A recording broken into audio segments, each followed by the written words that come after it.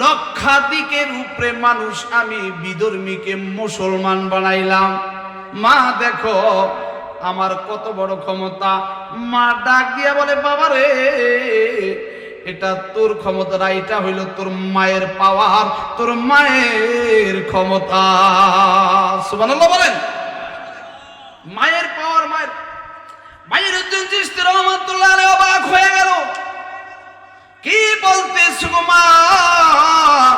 কালেমা পড়াইলাম আমি, মুসলমান বানাইলাম আমি, বয়ান করলাম আমি, তোমার পাওয়ার কেমনে, তোমার পাওয়ার কেমনে? মা ডাক দিয়া বলে, মাইনুদ্দিন রে শোন, যেই দিনকার তুই আমার গর্ভে আসছ, 10 মাস 10 দিন আমার পেটে ছিলে, গর্ভে ছিলি, আমি একটা বেলা বিনা ওযুতে থাকি না। শুধু তাই নয় রে মাইনুদ্দিন রে শোন, তোরে আমি 2 থেকে 2.5 বছর আমার বুকের দুধ পান করাইছি, আমি একটা বেলা বিনা ওযুতে তোমাকে আমি দুধ পান করাই না। এমন মা এই এলাকায় ঘরে ঘরে আছে। কথা কয় না? শতকরা কয়জন হইতে পারে? জোরে কোন?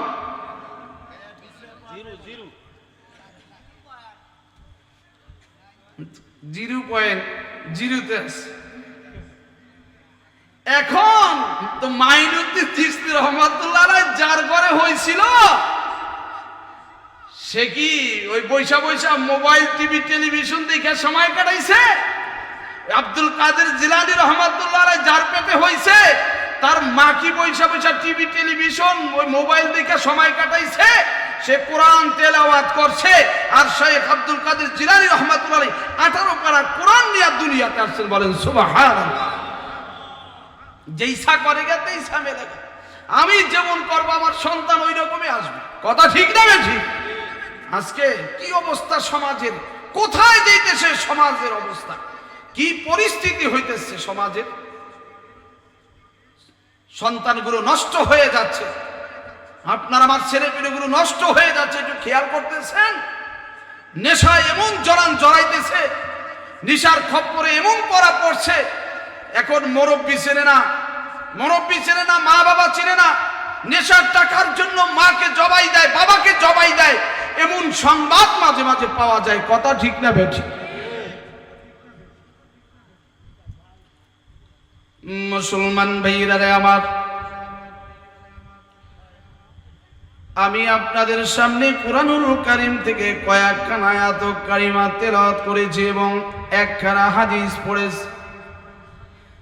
إذا وضع الميت في قبره جاء القرآن عند رأسه والصلاة عن يمينه والصيام عن شماله وسائر الحسنات عند رجليه। 4 জিনিস অন্ধকার কবরের মধ্যে কাজে লাগবে। 4 জিনিস, জোরে কোন কয় জিনিস? 4টা জিনিস অন্ধকার কবরে আপনি যাওয়ার আগেই চলে যায়।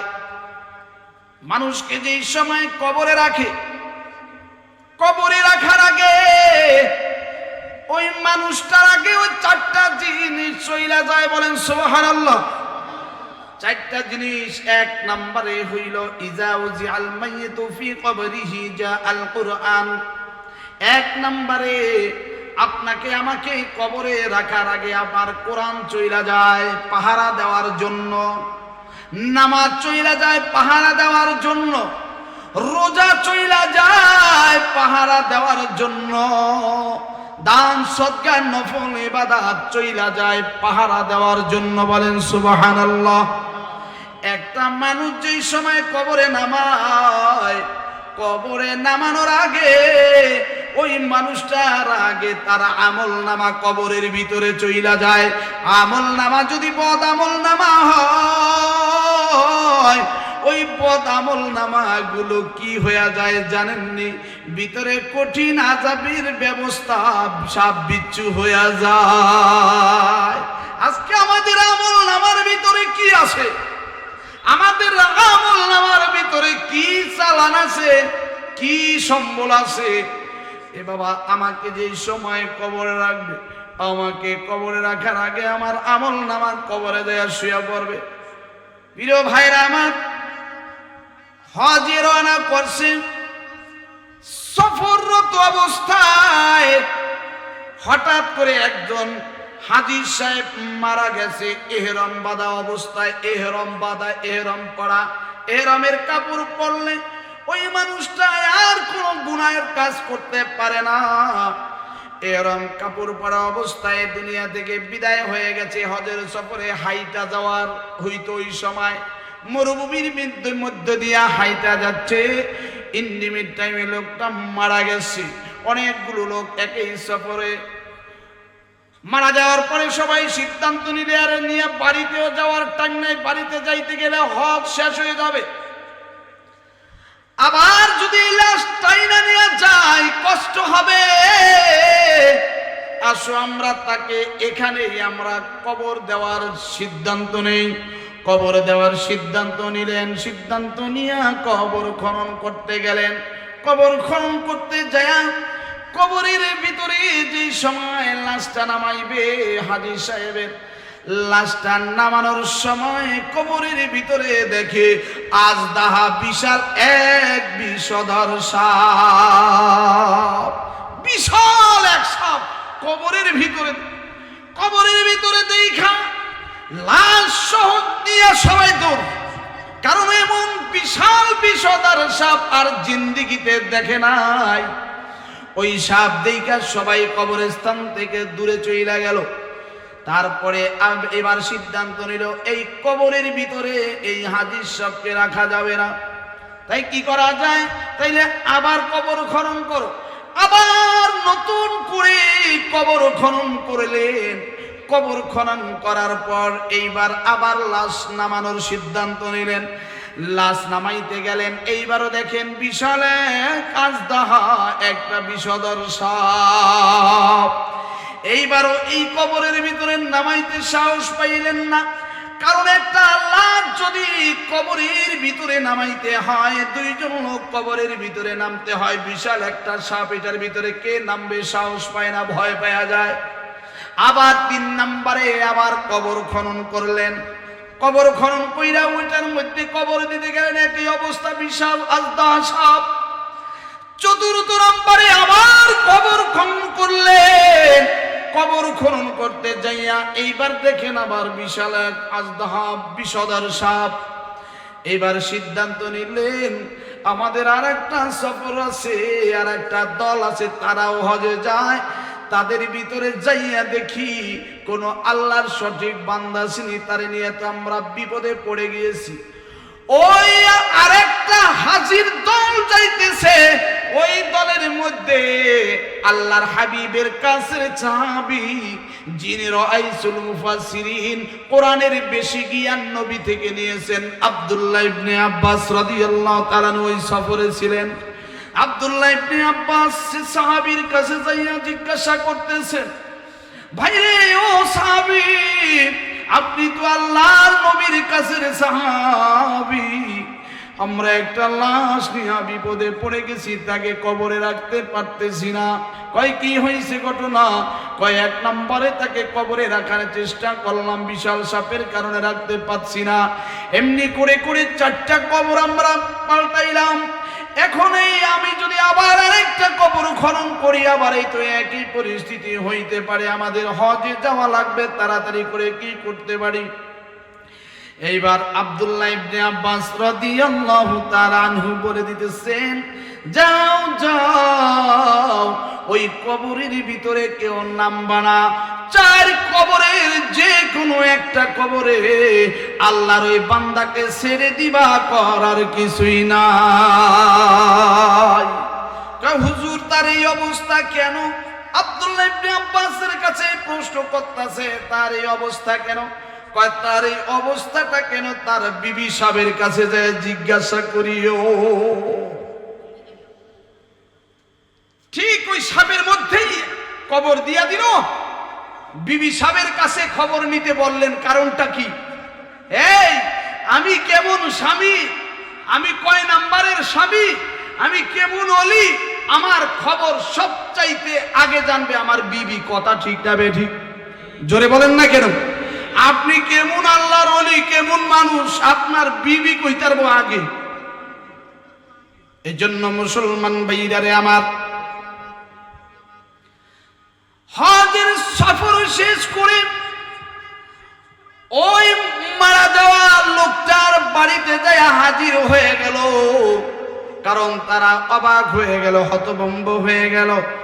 মানুষ যদি ইহরাম বাঁধিয়া হজে রওনা করে তার জীবনের গুনাহগুলি আল্লাহ মাফ করিয়া দেন, কিন্তু তার গুনাহ যে কেন মাফ হইল না, আমাদের তো অবাক হয়ে যায়, তার গুনাহটা কেন আল্লাহ মাফ করলেন না? আমার আল্লাহ রাব্বুল আলামিন তো দয়াবান, দয়াশীল।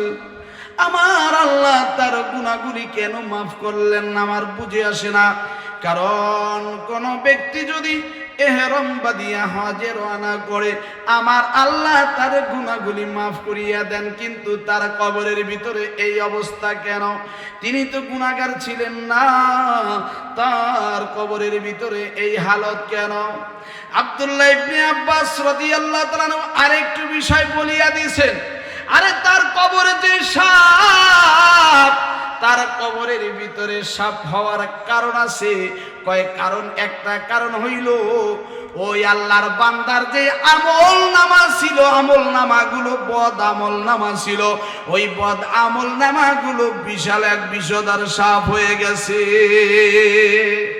এইবার বিবি সাহেবের কাছে যা জিজ্ঞাসা করতেছে, বোন এদিকে আসো, তোমার স্বামী তো আমাদের সঙ্গে হজে গিয়েছিল, আমাদের সঙ্গে তো হজ করতে পারে নাই, তিনি তো প্রতিমধ্যেই ইন্তেকাল হয়ে গেল, আমরা তাকে কবরস্থ করে দিলাম, কিন্তু এত কষ্ট হয়েছে তাকে কবরে রাখতে জানেননি।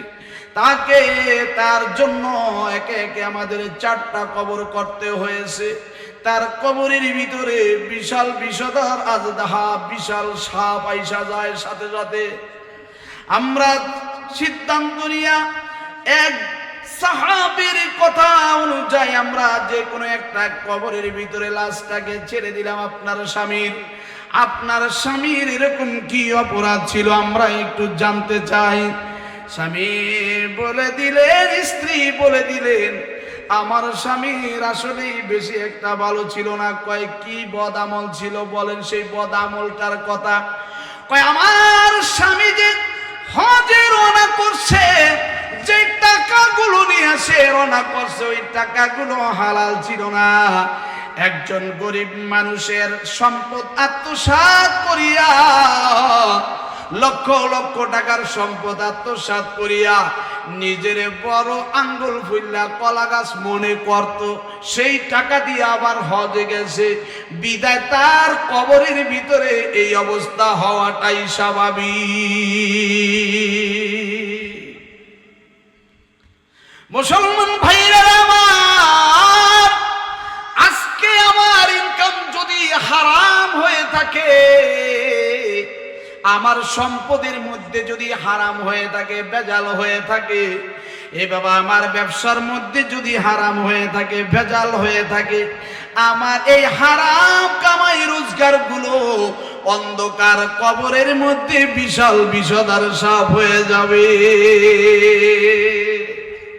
বিশাল বিষধর সাপ হয়ে যাবে। আর এই সাপগুলো বদ আমল, বদ আমল, এগুলা কি জোরে কোন? বদ আমল। এই বদ আমল গুলো মানুষকে কবরে রাখার আগে কবরে চলে যায়, মানুষ রাখার আগে আমল চলে যায় কবরে। একজন নামাজি বান্দা যদি মারা যায়, ওই নামাজি বান্দাকে কবরে রাখার আগে তার নামাজগুলা কবরে চলে যায়। সুবহানাল্লাহ বলেন। নামাজগুলো ডান সাইডে যায়, স্থান নাই। কারণ আমি নামাজকে সঠিকভাবে টাইম মোতাবেক আদায় করছি, আল্লাহর এই বান্দাকে রক্ষণাবেক্ষণ করার দায়িত্ব আমি নামাজের হয়ে গেছে। সুবহানাল্লাহ বলেন। কেমন করে ঘুমাও তুমি ফজর করে কাজা, এমন তো হতে পারে।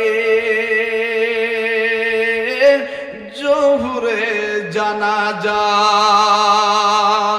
কিছু মানুষ আছে কয় আজ পড়ুম কাল পড়ুম কিছুদিন পর পড়ুম, বয়স হয়ে লোক বয়স হওয়ার পরে পড়ুম, এরকম আজ না কাল কাল না পরশু কয় আগামী রমজান থেকে শুরু করুম, আগামী শুক্রবার থেকে শুরু করুম, এরকম কাল কাল আগামী শুক্রবার রমজান করতে করতে রমজান চইলা যায় আর নামাজ থাকে না। আসে না নেই? জোরে বলেন। হে মুসলমান ভাইরা রে আমার, এজন্য কবি বলেন কেমন করে ঘুমাও তুমি ফজর করে কাজা, এমন তো হতে পারে জোহরে জানাজা তোমার, এমন তো হতে পারে জোহরে জানাজা। মুসলিম হয় না জন্ম নিলে মুসলমানের ঘরে, কাফের মুমিন তফাৎ হয় সালাতের উপরে, ভাইরে সালাতের উপরে। মুসলমানদের ঘরে জন্ম নিলেই মুসলমান হওয়া যায় না, মুসলিম হয় না জন্ম নিলে মুসলমানের ঘরে, কাফের মুমিন তফাৎ হয় সালাতের উপরে। আল্লাহর নবী বলেন বাইনাল আবদি ওয়া বাইনাল কুফরি তারকুস সালাহ, যেই ব্যক্তি নামাজ পড়ে ওই ব্যক্তি মুসলমান, আর যেই ব্যক্তি নামাজ ছেড়ে দিল সে যেন কুফরি করলো, আর যে কুফরি করলো সে কাফের হইয়া যায়। এজন্য বেনামাজিকে যেই সময় কবরে রাখা হয়, তাকে কবরে রাখার আগে ওই বেনামাজির পদ আমল গুলা কবরে চইলা যায়, বিশাল বিষধর আজদাহা সাফ হয়ে যায়। এজন্য মুসলিম হয় না জন্ম নিলে মুসলমানের ঘরে, কাফের মুমিন তফাৎ হয় সালাতের উপরে, ভাইরে সালাতের উপরে। এ জীবনে তোমার সালাত যেন হয় না কবু কাজা, এমন তো হতে পারে জোহরে জানাজা। কেমন করে ঘুমাও তুমি ফজর করে কাজা, এমন তো হতে পারে জোহরে জানাজা। এজন্য আল্লাহর নবী বলেন ইজা উজিআল মাইয়িতু ফি কবরি জাআল কুরআন, এক নম্বরে কোরআন নিয়ে কবরে যাইবা। আজকে আমরা কোরআন জানি না, কোরআন মানি না, সন্তানদের নাই নাতকুদের কোরআনটারও পড়াইলাম না, অথচ একটা মানুষ যদি মারা যায় এই কোরআনটা তার মাথার কাছে আইসা বিশাল দেয়াল হইয়া দাঁড়ায়া যাবে। হে মুসলমান ভাইরা রে আমার, এজন্য 2 নম্বরে নামাজ নিয়ে কবরে যাওয়া লাগবে। 3 নম্বরে ওয়াসসালাতু আইয়ামিনিহি ওয়াসসিয়ামু আন শিমালিহি। 3 নম্বরে রোজা নিয়া কবরে যাইবা, কারণ এই রোজা বাম দিকের দেয়াল হয়ে যাবে, বাম দিকের দেয়াল হয়ে যাবে, আযাবের ফেরেশতারা আসতে পারবে না। তাইলে মাথার কাছ দিয়া দেয়াল দিল কোরআনে, ডান দিক দিয়া দেয়াল দিল নামাজে, বাম দিক দিয়া দেয়াল দিল রোজায়। এ মুসলমান ভাইরা রে আমার, এইবার কোন সাইড বাকি আছে জোরে কোন, জোরে কোন না কে? পায়ের সাইড বাকি আছে। এই পায়ের সাইড আমাদের ওয়াল দেওয়ার দরকার আছে না নাই? আযাবের ফেরেশতারা যাতে না আসতে পারে এই জন্য আমার দেয়াল দেওয়ার দরকার আছে না নাই? ওয়াসাইরুল হাসানাতি ইনদা রিজলাই, বান্দা ছোট ছোট বড় বড় যত দান সদকা করে ওই দান সদকা গুলো পায়ের কাছ দিয়া দেয়াল হয়ে যায়। বলেন সুবহানাল্লাহ। এখন আমরা পায়ের কাজ দিয়া যদি দেয়াল করতে হয়, দান করার দরকার আছে না নাই? সবারই দরকার আছে। এ মুসলমান ভাইরা রে আমার, আপনারা দেখতেছেন এমন মসজিদ আর আমাদের গ্রামে নাই, এলাকায় নাই, বাংলাদেশে নাই। এই বাঙ্গাচূড়া মসজিদ, আমার ঘরটা পাকা, মসজিদ কেন কাঁচা, এটা আমাদের সকলের দায়িত্ব। এ মুসলমান ভাইরা রে আমার, এখানে অনেক আল্লাহর বান্দারা আছে যারা ছেলেকে বিদেশে পাঠাইছেন। এ বাবা, অনেকের বাবা বিদেশে আছে, অনেকের ছেলে বিদেশে আছে। এ আল্লাহর বান্দারা যারা মারে কবরে রাখছেন, বাবারে কবরে রাখছেন, এ বাবা তাদের রুহের মাগফিরাতের জন্য, এ আল্লাহর বান্দারা এই মসজিদের জন্য আমি সর্বপ্রথম একটা পিলার চাই, একটা পিলার। এই মসজিদের কোন আল্লাহর বান্দার একটা পিলার কোন সর্বপ্রথম হবে? এই আল্লাহর বান্দারা, আপনারা অনেকেই আমাকে প্রশ্ন করছেন, হুজুর আর একবার ওয়াজ করিয়া টাকা উঠাইছেন, সেই টাকা কোথায় গেল? এ মুসলমান ভাইরা রে আমার,